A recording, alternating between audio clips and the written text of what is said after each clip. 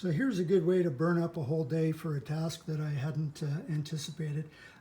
Bought this mechanical shift actuator off of eBay. I bought it used for the Audi R8 transmission. And when it arrived, it bolted on fine. It didn't have a part number when I bought it, and I looked it up afterwards. Couldn't find a listing for this in the Audi catalog.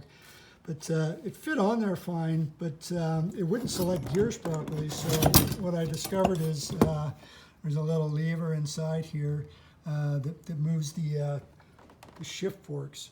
So these are the shift forks from the R-Tronic setup. It moves them forward and backwards. And what I discovered was that lever arm was about 150 thou too wide to fit in between the shift forks themselves. So I wound up looking in the Audi catalog and discovered that the shift forks for the manual transmission are actually a different part number entirely than they are for the automatics. And the price was about $700 each if you could even find them. So rather than spend another $3,000 on replacement shift forks and taking the back end of the transmission apart, I thought I'll just see if I can modify the actuator to work with the R-Tronic shift forks, and I think it's going to work. So what I did is I milled the sides down on that little lever, and then I well built this rail here is intended to keep the adjacent shift forks in place while you're selecting one of them.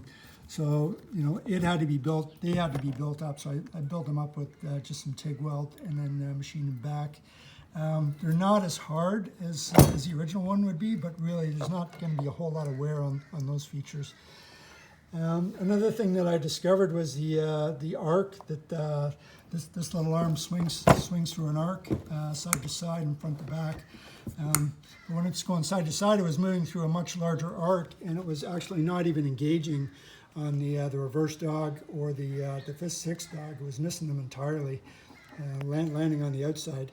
So I did some measurement and figured I could just change the length of one of the bell cranks, the lever arm and the bell crank. So that's what I've done. I did a bunch of measurements and worked it out for lengths and motion ratios. And turns out I had to lengthen the one bell crank about 2 inches. So I've just TIG welded that on here. I'm hoping it works. It's not a big investment. If it doesn't, if I have to adjust the length again, I will. Anyway, hopefully I save myself a couple $1,000. Live and learn.